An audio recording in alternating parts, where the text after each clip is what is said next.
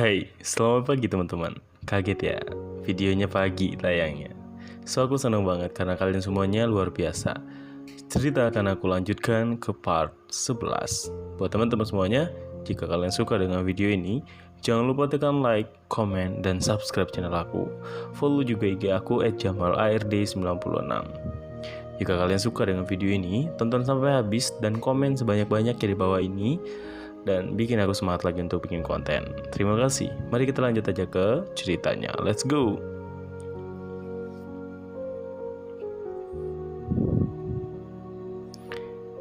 Oke, hari ini itu adalah seperti halnya cerita yang kemarin sudah aku jelaskan bahwasannya Fajar dan Glenn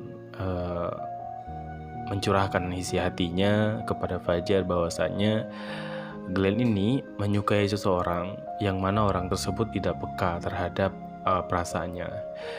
Bahkan Fajar sendiri itu tuh nggak ngerti dan nggak paham apa yang dimaksud sama Glenn.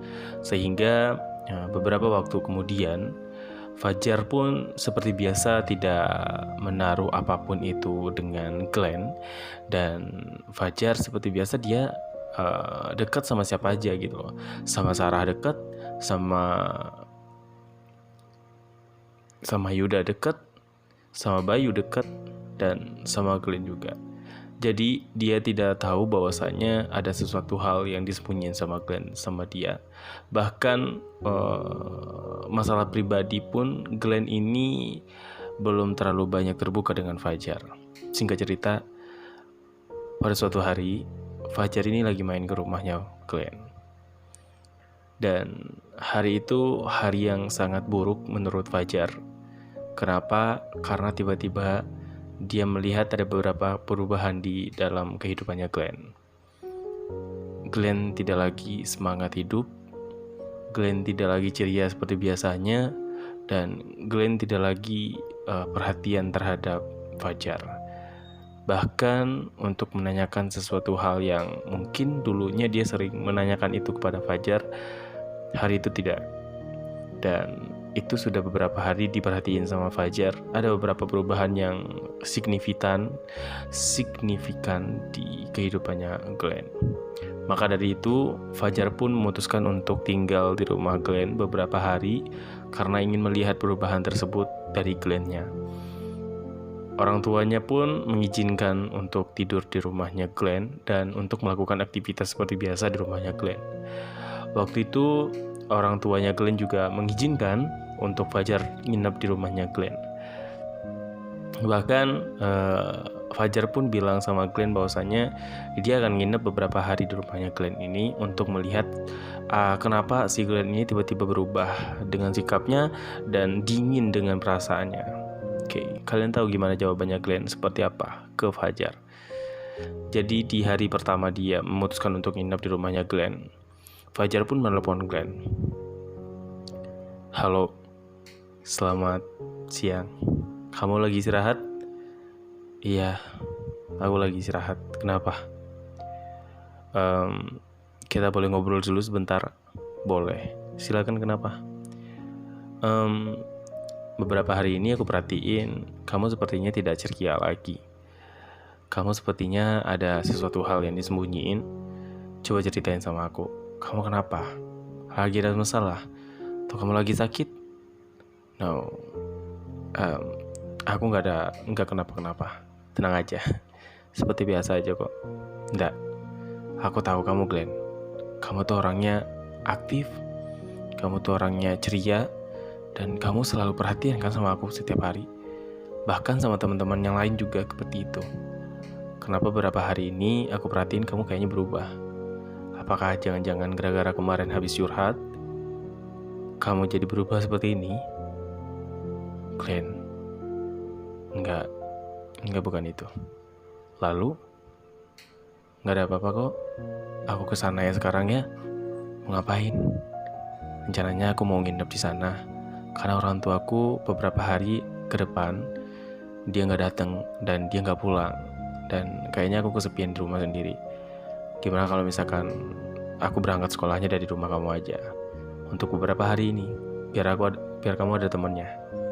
Ya, boleh. Oh, ya udah silakan.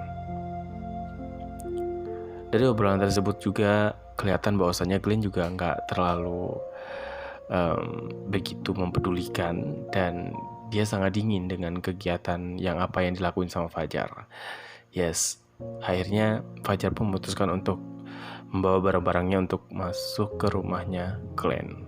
Karena rumahnya mereka deketan, akhirnya Fajar cuma jalan kaki aja. Oke, di hari pertama si Fajar hanya memperhatikan Glenn dari kejauhan. Tidak banyak yang dia lihat dan tidak banyak yang bisa dia ambil. Bukan ambil dalam artian tuh kayak tidak banyak yang bisa Fajar lihat dari perubahan kenapa dia bisa seperti ini. Di hari pertama, Glenn seperti biasa dia mau aja diajak ngobrol, tapi tidak terlihat sesuatu hal yang aneh. Di hari kedua, barulah kelihatan bahwasanya ada sesuatu yang disembunyiin sama Glenn, yaitu di tong sampah paling belakang dapur sering ada tempat obat yang habis lalu dibuang di tong sampah tersebut.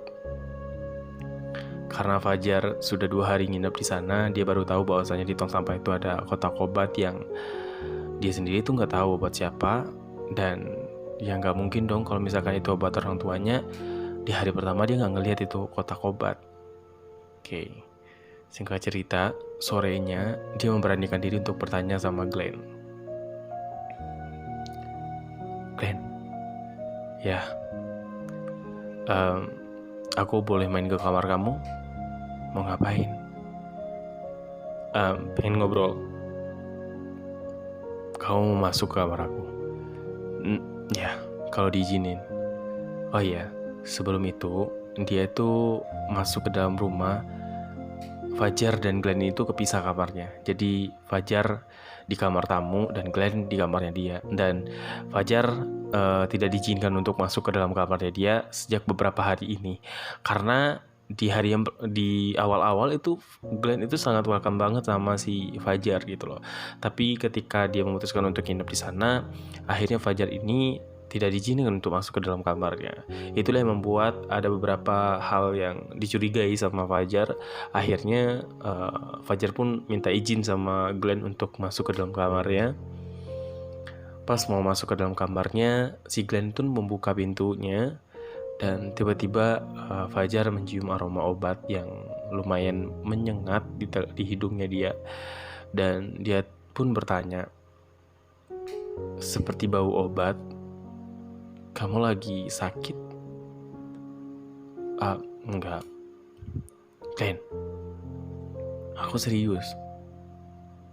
Sekarang apa yang kamu rasain? Enggak kenapa-kenapa. Jujur sama aku, Glenn. Kita udah sahabatan lama loh. Dari Jakarta kamu kesini tuh cuma demi aku. Terus kamu tiba-tiba diem kayak gini dan gak mau cerita masalah pribadi kamu. Terus kamu mau cerita sama siapa? Sedangkan orang tua kamu aja tuh sibuk sama kerjaannya. Duduk kamu di sini. Kasih tahu sama aku, kenapa? Apa yang kamu sembunyiin dari aku, Glenn? Apakah kamu gak percaya sama aku? Hei, dengerin aku. Sudah beberapa hari ini kamu cuekin aku. Kamu itu sahabat aku loh, Glenn. Harusnya aku tahu kamu itu kenapa. Kamu sakit harusnya bilang sama aku. Apa yang kamu rasain juga kamu harus bilang sama aku.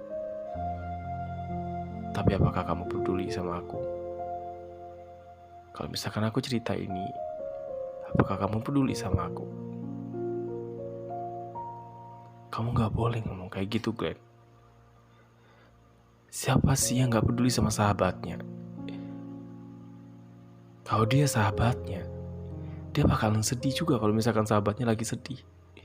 Dia bakalan sakit kalau sahabatnya lagi sakit.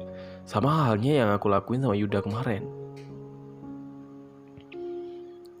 Jujur sama aku, kamu sekarang kenapa? Tadi sore aku ngeliat di tong sampah ada kotak obat yang kamu buang di sana. Dan itu udah habis. Dan aku rasa tuh kotaknya juga lumayan banyak itu obatnya. Itu obat apa?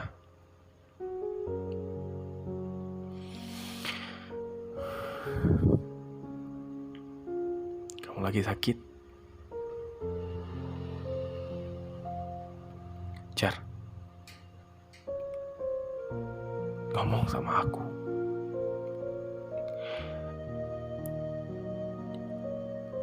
Aku takut, Jar. Aku takut kalau nanti kamu gak ada yang jagain. Aku takut kalau nanti waktu aku gak lama lagi.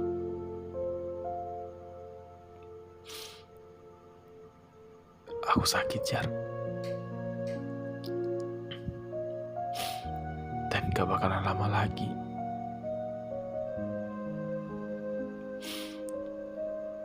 Aku baru tahu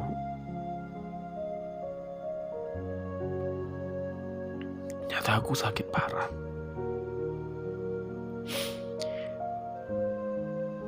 Aku baru periksa beberapa bulan yang lalu, Jar. Awalnya memang aku gak percaya. Makanya kemarin saat Yuda pingsan dan kamu perhatian banget sama Yuda, itu aku lagi ngerasain sakit juga, Jar. Tapi aku gak ngeliatin itu sama kamu.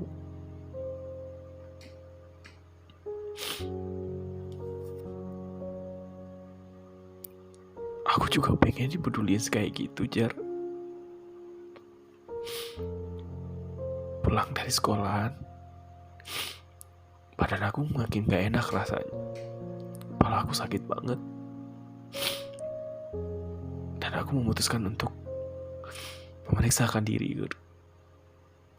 Dan aku ke rumah sakit waktu itu.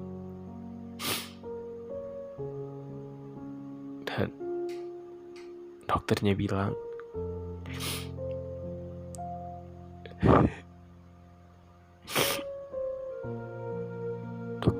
apa?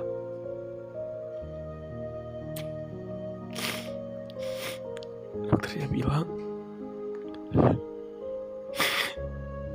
aku kanker. Aku kanker otak, Jar.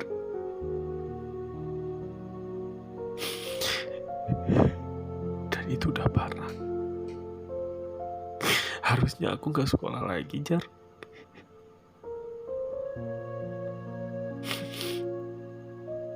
Aku takut, Jar.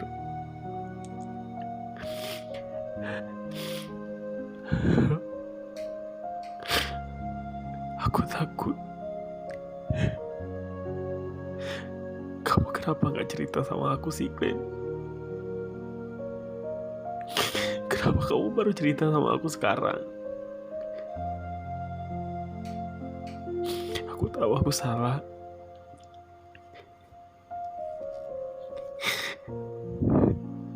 Tapi sekarang kamu udah tahu kan? Please kamu gak usah kasih tahu sama teman-teman yang lain ya. Aku kuat kok, Jar. Meskipun aku gak akan tahan lama, tapi aku ikhlas. Aku udah ngerasain semuanya, Jar. Perlahan badan aku juga kayaknya gak kuat. Rambut aku selalu rontok, Jar, setiap mandi. Aku udah gak nafsu lagi untuk makan. Dan ngapain pun aku juga gak nafsu, Jar. Kamu kenapa gak cerita sama orang tua kamu? Besok orang tua aku pulang, Jar.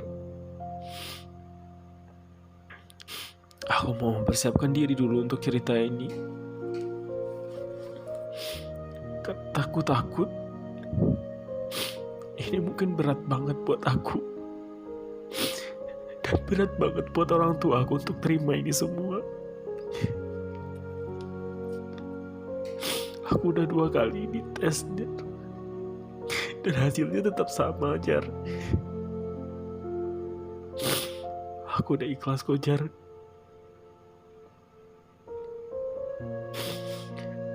Besok temenin aku ya. Kamu mau kemana?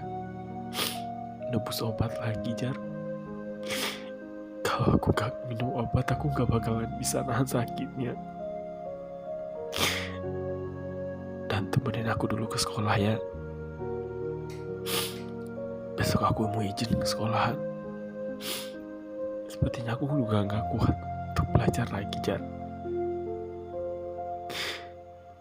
Aku udah bilang sama orang tuaku besok nyusul ke sekolahan untuk bilang.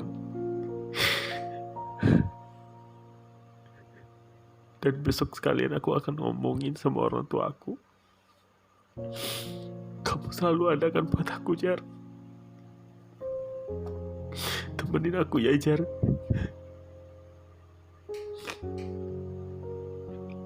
Jangan tinggalin aku, Jar. Kamu gak boleh ngomong kayak gitu. Aku bakalan selalu ada buat kamu, kan? Kamu butuh apa kan sih, kasih tahu sama aku ya. Kamu masih kuat kok, kamu masih bakalan sembuh. Aku yakin itu kamu bakalan sembuh.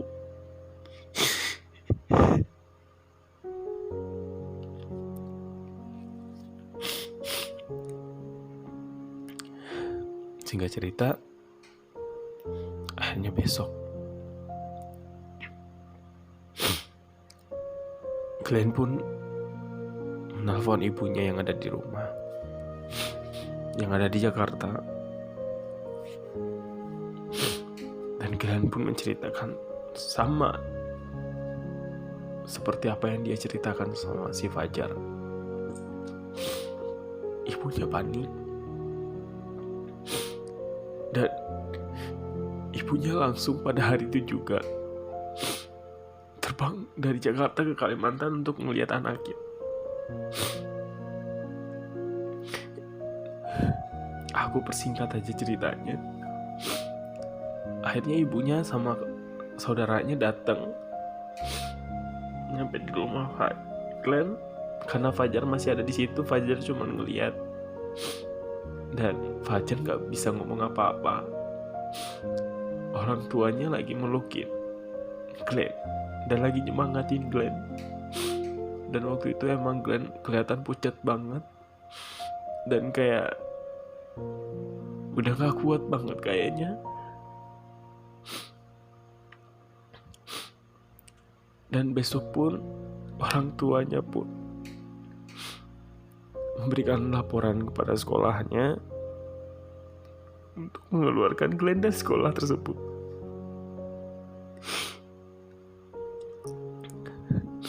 Teman-teman Glenn pun pada rame datang ke rumah. Dan waktu itu sahabat-sahabatnya Glenn juga pada datang. Sarah, Bayu, Yuda, Yudi, dan yang lain, serta wali kelasnya. Mereka pada nyemangatin si Glenn. Hingga udah selesai, Glenn pun fokus untuk penyembuhan badannya. Orang tuanya pun bingung, Glenn mau berobat di sini atau di Jakarta.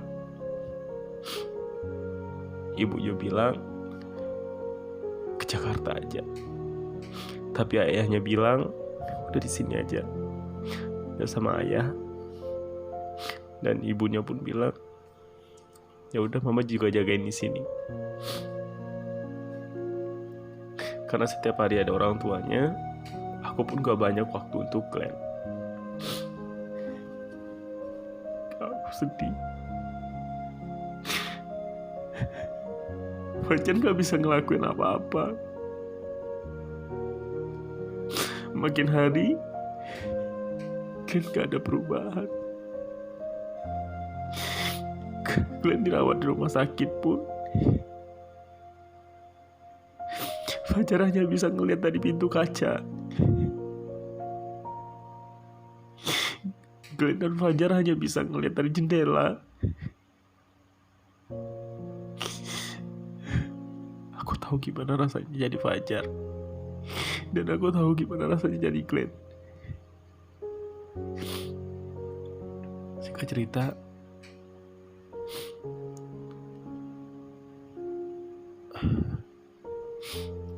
Glenn pergi. Glenn pergi untuk selamanya.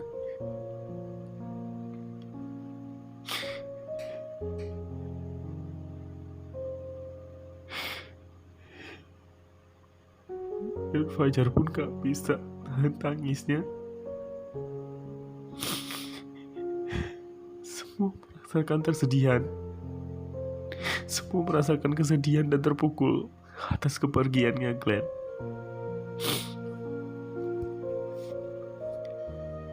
Sampainya di rumah, singkat cerita,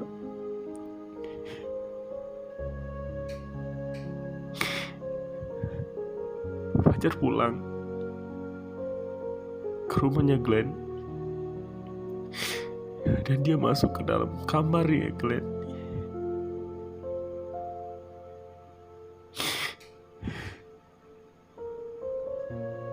Dia menemukan satu surat dan satu buku diari. Dalam surat tersebut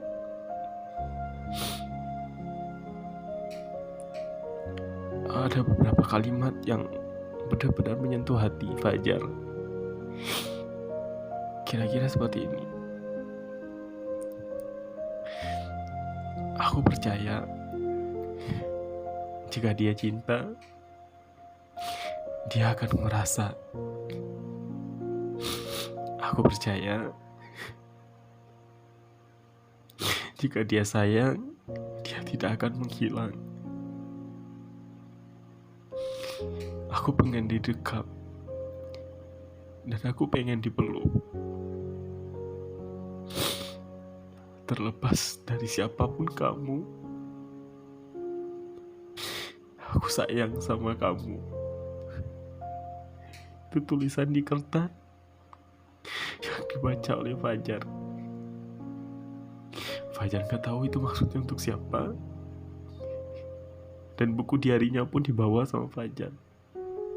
Dan dia belum sempat baca karena habis dikebumikan.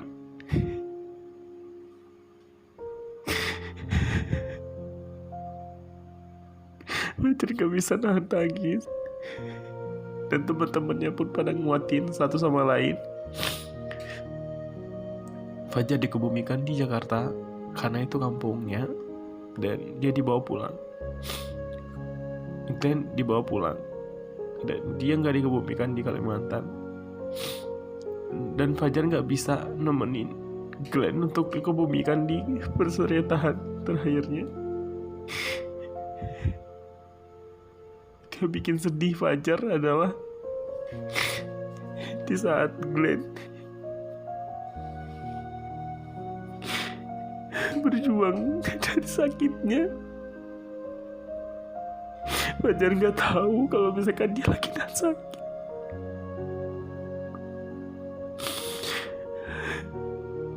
Fajar nyesel banget, dan dia ngerasa bersalah banget dalam hidupnya. Dia gak memperdulikan sahabat terbaiknya.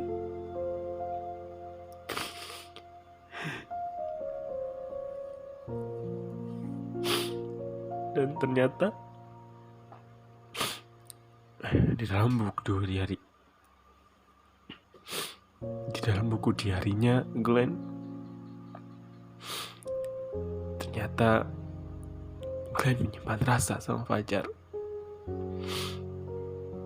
Dan dia selalu mengungkapkan isi hatinya setiap hari ketika ia bertemu dengan Fajar.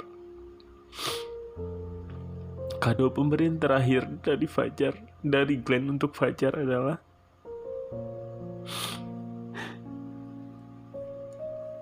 satu buah jam tangan dan gelang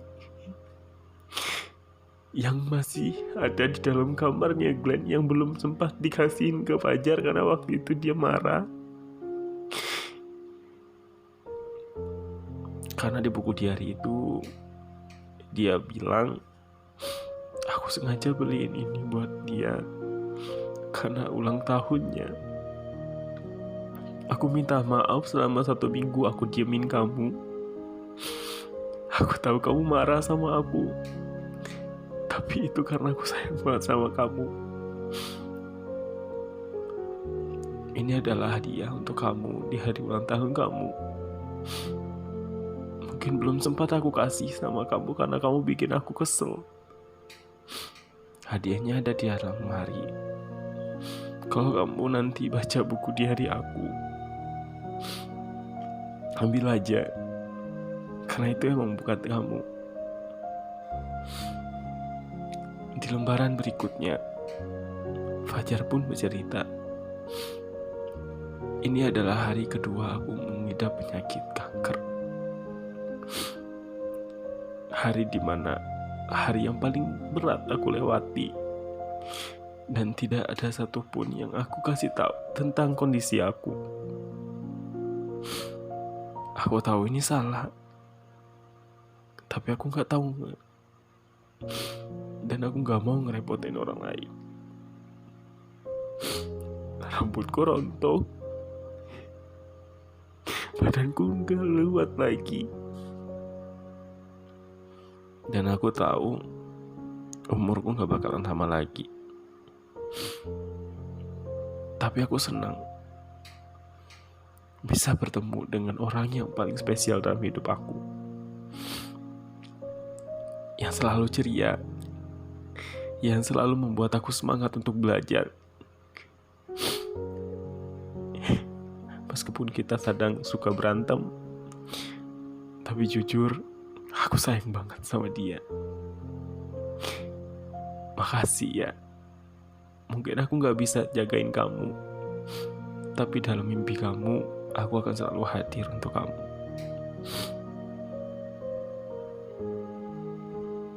Makasih. Nanti aku lanjutin lagi ceritanya. Bye-bye.